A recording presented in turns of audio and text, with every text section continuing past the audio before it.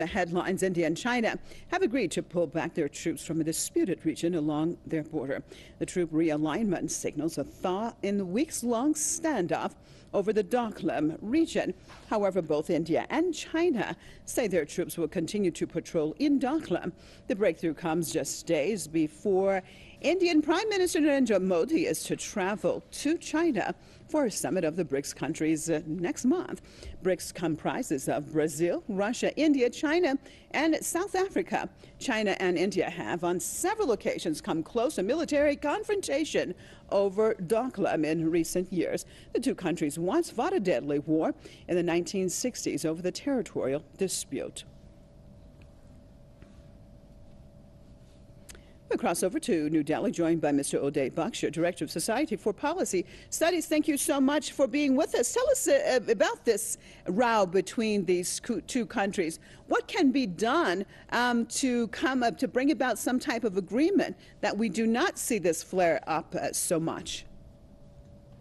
Well, first of all, I'd like to place the doklam issue in context, which is that this particular territory is currently claimed by both Bhutan and China, and the plateau, the Doklam Plateau as it is called both by Bhutan and India, is something that remains at this point in time disputed between these two countries.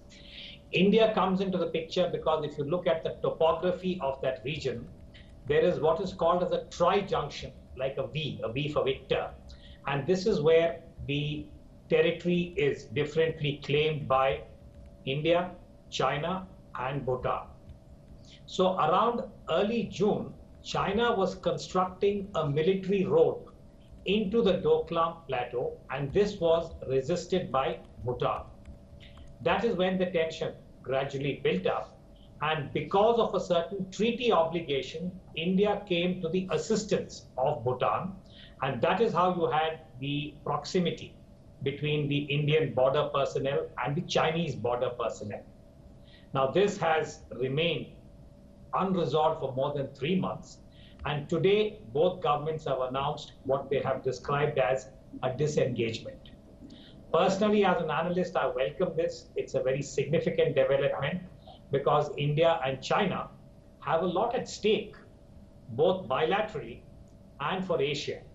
And I think it is to the credit of the political leadership on both sides that they have agreed to disengage, but the patrols will continue, meaning the Bhutanese army and the border personnel, the Chinese border personnel and the Indian border personnel will continue the patrols they had done before the 16th of June.